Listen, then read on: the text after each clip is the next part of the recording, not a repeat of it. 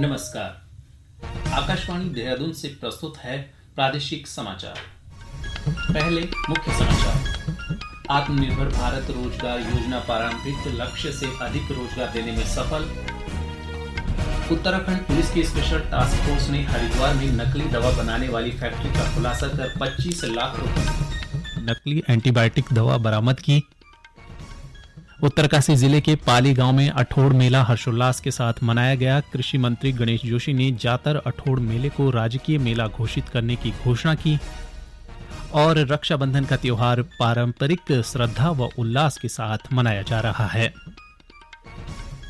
दोपहर समाचारों के साथ मैं संजय सिंह। अब समाचार विस्तार से। केंद्र सरकार की नवोन्मेषी रोजगार प्रोत्साहन योजना आत्मनिर्भर भारत रोजगार योजना ने अपनी प्रारंभिक रोजगार सृजन लक्ष्यों को पार कर लिया है, जो कि कोविड-19 महामारी के दौरान रोजगार सृजन में अपनी सफलता को दर्शाता है। श्रम और रोजगार मंत्रालय ने बताया है कि इस योजना ने मार्च 2022 में पंजीकरण की अंतिम तिथि तक पूरे भारत में लगभग 71,80,000 कर्मचारियों को लाभान्वित करने का लक्ष्य रखा था। 31 जुलाई 2023 तक योजना ने पहले ही इस लक्ष्य को हासिल कर लिया। 75,80,000 से अधिक नए कर्मचारियों की संख्या जो इसकी प्रारंभिक रोजगार सृजन लक्ष्य को पार कर गई है। मंत्रालय ने बताया कि अब तक कुल 1,52,380 प्रतिष्ठानों ने 60,44,155 नए कर्मचारियों को रोजगार दिया है और सभी पात्रता शर्तों को पूरा करने पर 9,669 करोड़ 87 लाख रुपए की राशि का लाभ उठाया है। मंत्रालय ने कहा कि इस योजना का उद्देश्य 1,000 कर्मचारियों वाले संस्थानों या कंपनी के लिए कर्मचारी और नियोक्ता दोनों के अंशदान को शामिल किया गया है, जो वेतन का 24% था। इसका उद्देश्य महामारी के कारण रोजगार से वंचित सहित बेरोजगार व्यक्तियों को रोजगार प्रोत्साहन देना है। उत्तराखंड पुलिस की स्पेशल टास्क फोर्स STF ने हरिद्वार में ड्रग फ्री अभियान के तहत नकली दवा बनाने वाली फैक्ट्री का खुलासा कर एक अभियुक्त को गिरफ्तार किया है। साथ ही 25 लाख रुपए से अधिक की विभिन्न कंपनियों की नकली एंटीबायोटिक दवा और कच्चे माल की बड़ी खेप बरामद की है। STF ने वरिष्ठ पुलिस अधीक्षक आयुष अग्रवाल ने बताया कि गोपनीय सूचना के आधार पर हरिद्वार के मतलबपुर निवासी अभियुक्त अमित धीमान को लगभग 25 लाख की नकली दवा के साथ गिरफ्तार किया गया है। उन्होंने बताया कि अभियुक्त कोरियर के जरिए अलग अलग राज्यों में नकली दवा की खेप भेजता था। उन्होंने कहा कि इस अपराध में शामिल अन्य लोगों की तलाश जारी है। वहीं इस मामले में ड्रग्स निरीक्षक अनीता भारती ने बताया कि नकली दवा बनाने के लिए प्रयोग की जा रही मशीनों को सील कर दिया गया है। यहाँ पर अमित धीमान नाम का एक व्यक्ति है, ग्राम मतलबपुर गंगनहर के पास, जिसके द्वारा जो है एक फर्म में दवाइयों का निर्माण किया जा रहा है, जो कि बिना लाइसेंस के है। और इसके पास से एंटीबायोटिक 2 टाइप की दवाइयाँ निकली हैं अभी तक, और बाकी जो है इसके पास फूड सप्लीमेंट जो है एनिमल्स के बनाए जा रहे हैं।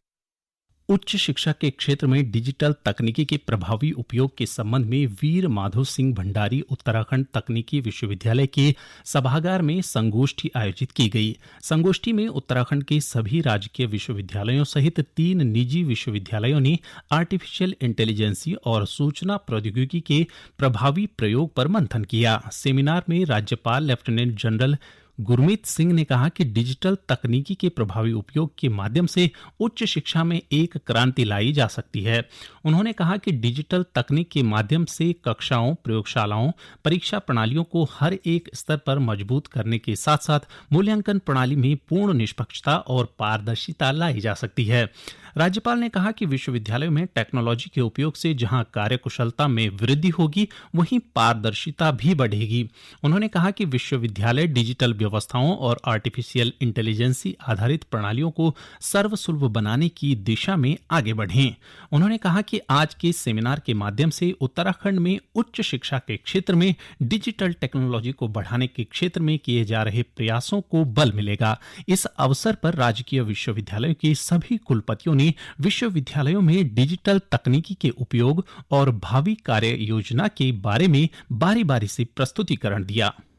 ये समाचार आकाशवाणी के देहरादून केंद्र से प्रसारित किए जा रहे हैं। ताजा समाचार के लिए आप हमारे फेसबुक पेज आकाशवाणी समाचार उत्तराखंड और ट्विटर हैंडल @AIRnews_DDN को फॉलो कर सकते हैं। ये समाचार यूट्यूब चैनल आकाशवाणी समाचार उत्तराखंड को सब्सक्राइब कर सुने जा सकते हैं। साथ ही ये समाचार आकाशवाणी की वेबसाइट www.newsonair.gov.in/उत्तराखंड पर भी उपलब्ध हैं। उत्तरकाशी जिले के पाली गांव में आयोजित पौराणिक जातर अठोड़ मेला पारंपरिक तरीके से हर्षोल्लास के साथ मनाया गया। मेले में भाग लेने पहुंचे प्रदेश की कृषि मंत्री गणेश जोशी ने प्राचीन भेड़ों की जातर अठोड़ मेले को राजकीय मेला घोषित करने की घोषणा की। साथ ही श्री जोशी ने कहा कि बड़कोट में कृषक सामुदायिक भवन का निर्माण किया जाएगा। इस अवसर पर उन्होंने कहा कि किसी भी समाज की पहचान उसकी संस्कृति से होती है और इस मेले के माध्यम से क्षेत्र के लोग अपनी संस्कृति को संरक्षित करने का प्रयास कर रहे हैं। कैबिनेट मंत्री ने राज्य के विकास और खेती बागवानी को प्रोत्साहित करने के लिए राज्य सरकार के प्रयासों का उल्लेख करते हुए कहा कि इस क्षेत्र में किसानों की सुविधा के लिए एक केंद्र की स्थापना भी की जाएगी। गौरतलब है कि परंपरानुसार 8 वर्षों के अंतराल पर आयोजित होने वाला यह मेला इस बार 7 साल बाद आयोजित किया गया। मेले में देव डोलियों के दिव्य नृत्य के साथ ही जनसमूह के द्वारा पारंपरिक लोक नृत्यों ने अद्भुत समा बांधा। प्रदेश भर में रक्षाबंधन का त्योहार पारंपरिक श्रद्धा और उल्लास के साथ मनाया जा रहा है। विधानसभा अध्यक्ष और क्षेत्रीय विधायक रितु भूषण ने आज कोटद्वार में स्थानीय लोगों के साथ रक्षाबंधन मनाया। रक्षाबंधन पर बाजारों में रौनक है। मिठाई खरीदने के लिए कल से ही दुकानों पर लोगों की भीड़ लगी हुई है। गौरतलब है कि हिंदू पंचांग के अनुसार रक्षाबंधन का पर्व हर साल श्रावण माह की शुक्ल पक्ष की पूर्णिमा तिथि को मनाया जाता है। इस वर्ष रक्षाबंधन का त्योहार 30 और 31 अगस्त 2 दिन मनाया जा रहा है।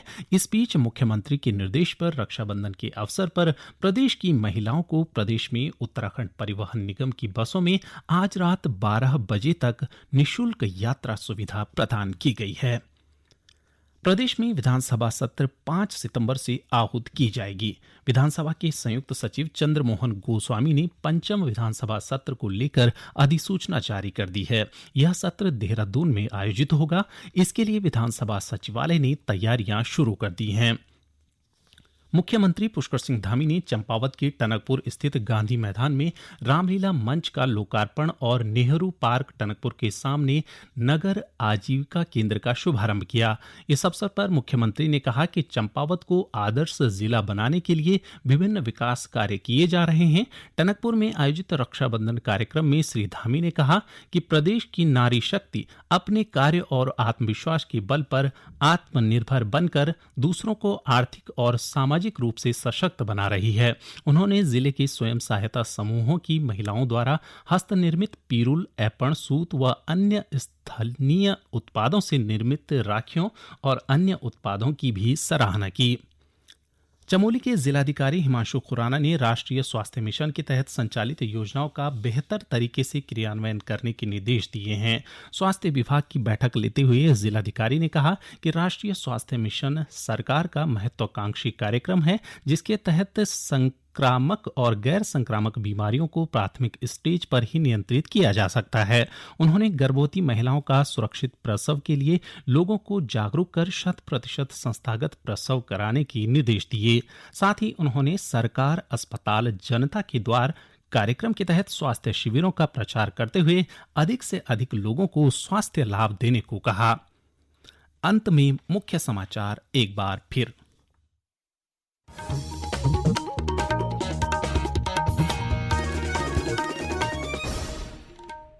आत्मनिर्भर भारत रोजगार योजना प्रारंभिक लक्ष्य से अधिक रोजगार देने में सफल।